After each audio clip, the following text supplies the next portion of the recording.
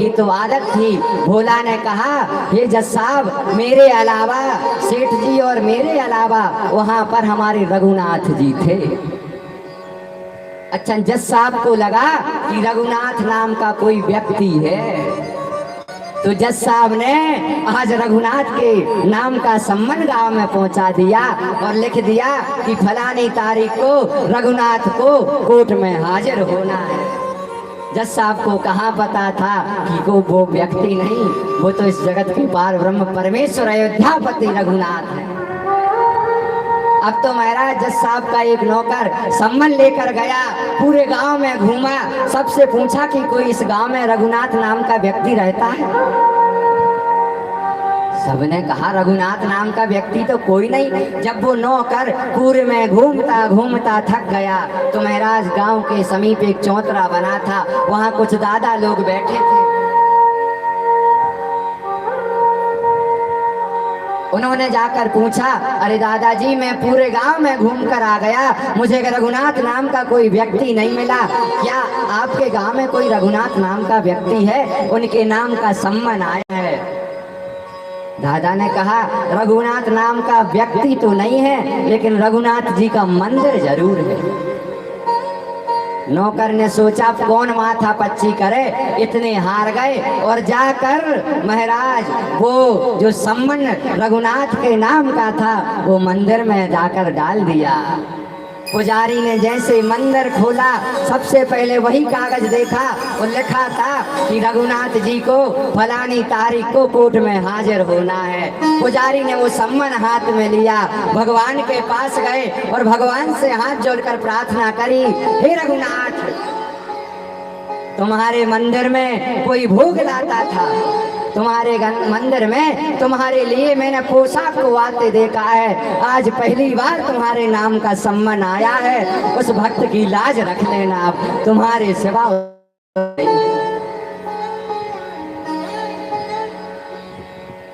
अब तो जब समय आया महाराज, भोला व्यक्ति कोर्ट में हाजिर हुआ। एक तरफ कटघरे में सेठ जी खड़े हैं, एक तरफ भोला खड़ा है।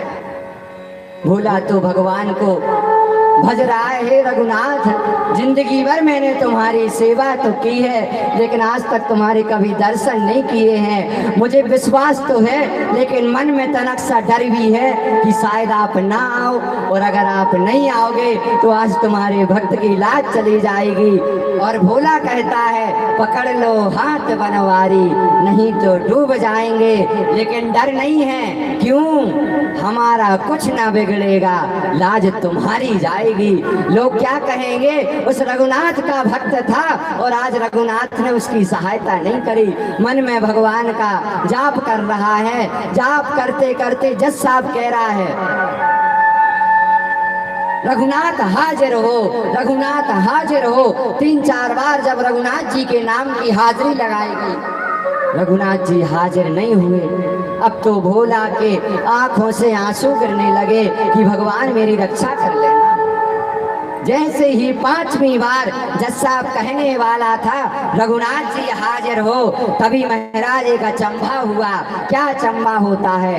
चाल अटपटी सी एक वृद्ध की झुकी सी देह, माथे पे चारू अरु चंदन लगाए हैं, हाथ में ही पड़ी छड़ी माल तुलसी की ही है माल, और माथे पे रोरी चारू चंदन लगाए हैं, और साहब के सामने विनीत चपरासी साथ आज रघुनाथ जी गवाह बनाए। आज वो रघुनाथ जी गवाह बनकर आ गए, जिनका शरीर कैसा है? हाथ में लाठी लिए हैं, पूरा शरीर झुका हुआ है, और कह रहे कि मैं आ गया, मैं आ गया। रघुनाथ जी आए, महाराज पूरा बूढ़ा शरीर था, कटघरे में खड़ा किया गया, और जब कटघरे में रघुनाथ जी खड़े हो गए और जज साहब ने पूछा, अरे रघुनाथ, जब सेठ के पैसे इस भोले नाम के व्यक्ति ने चुकाए थे, जब क्या तुम थे वहां पर? अब रघुनाथ जी तो स्वयं भगवान थे। बोले हाँ, मैं वहां पर था। बोले कोई सबूत बताओ कि वो पर्ची कहाँ रखी है। तो भगवान तो अंतर्यामी हैं। भगवान ने कहा सेठ को यहीं खड़ा करके रखो, अपने एक नौकर को पहुंचाओ सेठ के ऊपर जो दूसरी मंजिल है उसमें तीसरे कमरे में 8वें नंबर की जो अलमारी बनी है उसमें वो पर्ची रखी है, वो पर्ची लेकर तुम आ जाओ। नौकर गया दूसरी मंजिल में तीसरे नंबर के कमरे में 8वें नंबर की अलमारी खोली, वो पर्ची रखी थी जिसमें लिखा था कि भोले ने पाई पाई करके सेठ जी का पूरा कर्जा चुका दिया है। वो पर्ची लेकर आए, जज साहब को दिया। जज साहब ने देखा सच में महाराज उसने पैसे चुका दिए थे, सेठ को आजीवन कारावास दिया गया। लेकिन जज साहब को बड़ा अचंभा हुआ कि आज तक इतनी जल्दी कोई केस नहीं सुलझा, और बताओ एक दिन में यह केस इतनी जल्दी सुलझ गया। जज साहब तुरंत बाहर आए। अच्छा, जो रघुनाथ जी जो बूढ़े के रूप में आए थे वो केस सुलझा कर तुरंत भाग गए। भोले के पास जब जज साहब आए, जज साहब ने पूछा, बोले रघुनाथ जी कहाँ रहते हैं? भोला ने कहा जहाँ हम रहते हैं। बोले तुम कहाँ रहते हो? बोले जहाँ रघुनाथ जी रहते हैं।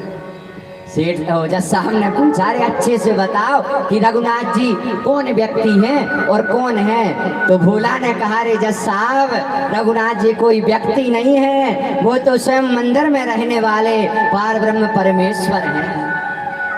अब तो महाराज जज साहब की आंखों से आंसू आ गए, रोता हुआ अपने घर को गया, रो रहा है। पत्नी पूछ रही, अरे बताओ तो क्या हो गया? जज साहब कहता है, सुख सारद नारद शेष गणेश महेश के ध्यान न जो आते रहे, बोले सोई आज विनीत भोला के गवाह बनके जो कहाते रहे। पत्नी ने कहा, तो जब तुम्हें भगवान के दर्शन हो गए, भगवान तुम्हारे यहाँ आ गए, तो इसमें रोने वाली बात क्या है? तुम्हें तो और प्रसन्न होना चाहिए। जज साहब कहता है, सुख दोखियों दरस दिए को भयो, दुख ना ही जो तज जाते रहे। बस एक बात का दुख हुआ। बोले कौन सा? कुर्सी पे बना जज बैठा रहा, रघुनाथ खड़े समझाते रहे। अरे दुख इस बात का नहीं कि उन्होंने दर्शन दिए, बस दुख तो इस बात का है जिसकी अदालत में सारा संसार खड़ा होता था, आज वो मेरी अदालत में कटघरे में मेरे सामने खड़े रहे। इस बात का दुख है। जज साहब ने तुरंत नौकरी छोड़ी महाराज और सब कुछ त्याग कर अयोध्या चले गए, और आज भी वो रघुनाथ जी के मंदिर में उसी दिन से रहने लगे और संकल्प कर